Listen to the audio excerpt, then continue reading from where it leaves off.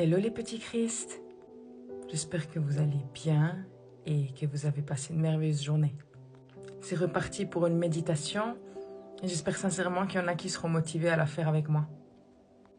Aujourd'hui, le Seigneur m'a conduit dans un livre que j'ai pas beaucoup lu, mais ô combien intéressant quand même. Il s'agit du livre de Naoum. Nous allons lire particulièrement Naoum au verset 1, chapitre 7.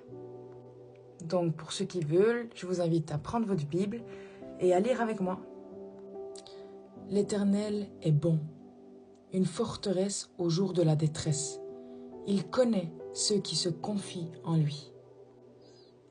Qu'est-ce qui est rassurant ce verset?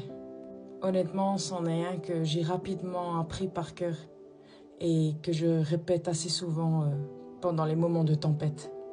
C'est une promesse tellement puissante que le Seigneur nous fait là. Ce que j'avais jamais réalisé par contre, c'est le contexte dans lequel ce verset est dit.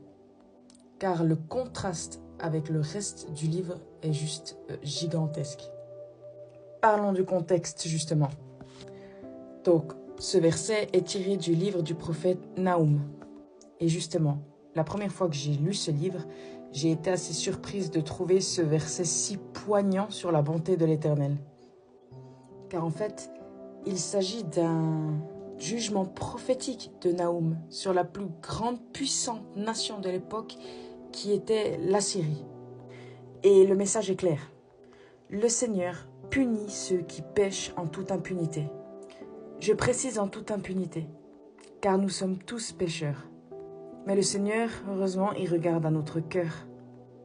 Et lorsque l'on pêche, en essayant de lutter contre ce péché de toutes nos forces, Dieu, ça, il le voit.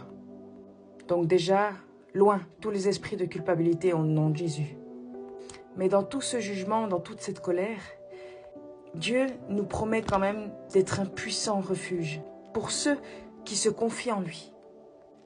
Et historiquement, ce livre a été écrit un siècle après Jonas, entre 663 et 612 avant Jésus-Christ. Donc malgré les avertissements de Jonas, ils sont retombés dans les mêmes travers un siècle plus tard. D'ailleurs, Ninive, pour que vous vous rendiez compte, qui était la capitale, était appelée la ville sanguinaire. Et parfois, le jugement de Dieu peut nous paraître sévère, mais les Assyriens étaient cruels, ils étaient tout-puissants et ils n'avaient pas de limite. Maintenant, revenons à notre magnifique verset et étudions quelques mots-clés. Le premier mot est l'Éternel. Comme vous le savez sûrement pour la plupart, en hébreu ça se dit Yahweh. Et ce nom mentionne en fait la nature immuable de Dieu, celui qui est toujours présent, qui est constamment fidèle. Ensuite, nous avons le mot bon, qui se dit Tov. Ce mot souligne en fait que Dieu est intrinsèquement bon, qu'il est bienveillant et qu'il est source de toute bonté. Le troisième mot est forteresse, qui se dit Maoz. Et cela fait en fait référence à un refuge ou à une protection, une image de sécurité et de force pour résumer. Et pour finir, le mot connaît, qui se dit Yada. Et cela implique en fait une connaissance intime, une compréhension profonde de ceux qui lui font confiance. Dieu connaît parfaitement nos cœurs. Poussons maintenant un petit peu plus loin l'analyse du verset de Naoum 1,7. Donc ce verset, il apparaît dans un contexte plein de jugement et de colère contre Ninive. Mais il met aussi justement en lumière la bonté de Dieu envers ceux qui se confient en lui. Pour commencer, nous avons l'affirmation que l'Éternel est bon. Et ça démontre d'entrée de jeu le caractère profond de notre Seigneur. Sa bonté n'est pas une simple qualité comme nous avons, nous, êtres humains, des qualités. Mais elle fait partie de sa nature profonde.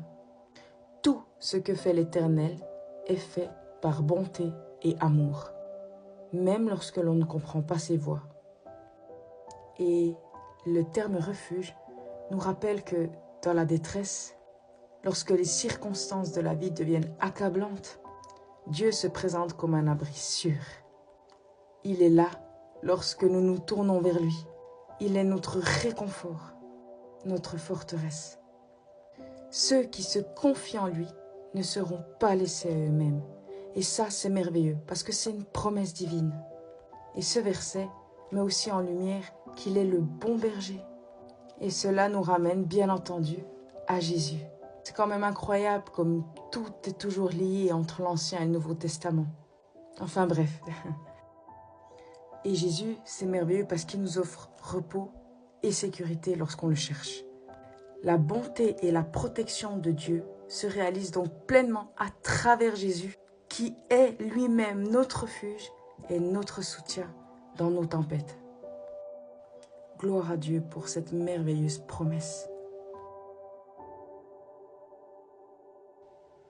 Et maintenant, pour ceux qui le désirent, je vous invite à prier avec moi.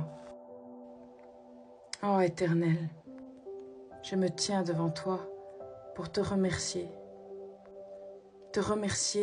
d'être ma forteresse, d'être mon secours et mon soutien, de regarder avant tout à mon cœur et non pas à mes actes, car tu sais à quel point je peux être faible par moments.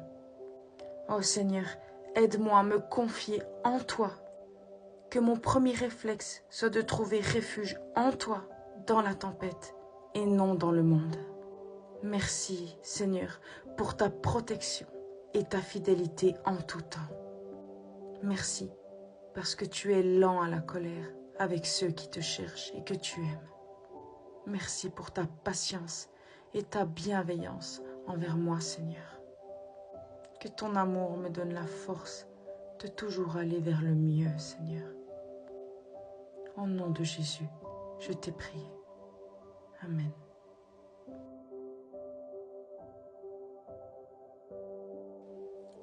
Merci les amis d'avoir partagé cette méditation avec moi.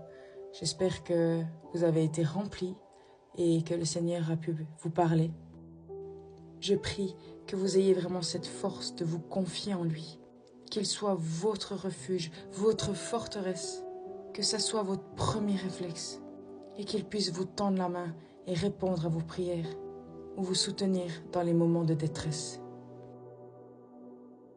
Soyez bénis les amis et j'espère vous revoir pour la prochaine méditation. Bye bye.